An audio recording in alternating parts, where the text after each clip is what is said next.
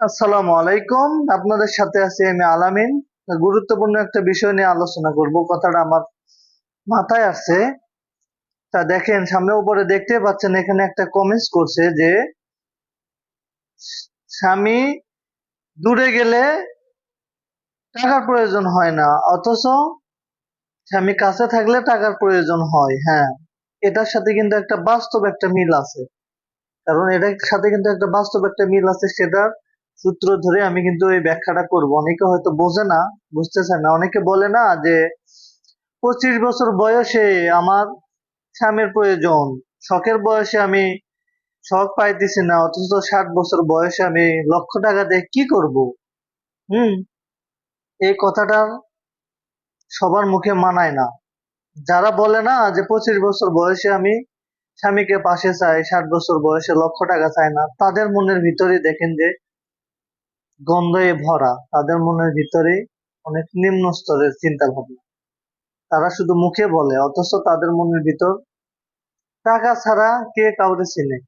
আপনি ভাত দিতে পারবেন না, কাপড় দিতে পারবেন না, আপনাকে কেউ চিনবে না, কেউ দাম দেবে না।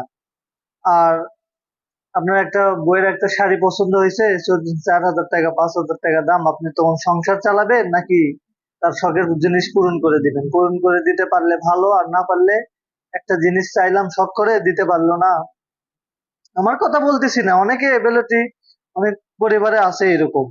তারা বলে, আচ্ছা প্রবাসীরা যে প্রবাস আসে, তারা নিজের জন্য আসে? তাদের তো একটা পেট, তারা যেকোনো জায়গায় কাজ করবে, খাবে, সমস্যা কি তাদের? তারা কার জন্য আসে?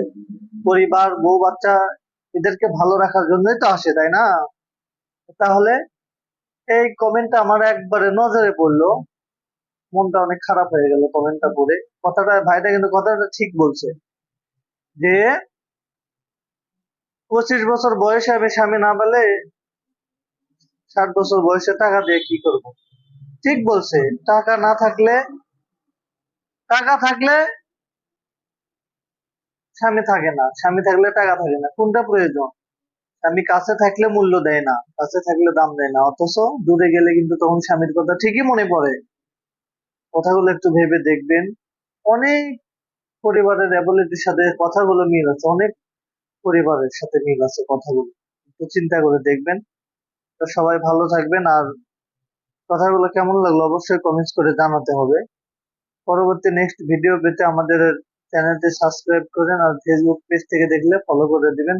ধন্যবাদ। সবাই ভালো থাকবেন, সুস্থ থাকবেন। Tata, bye bye.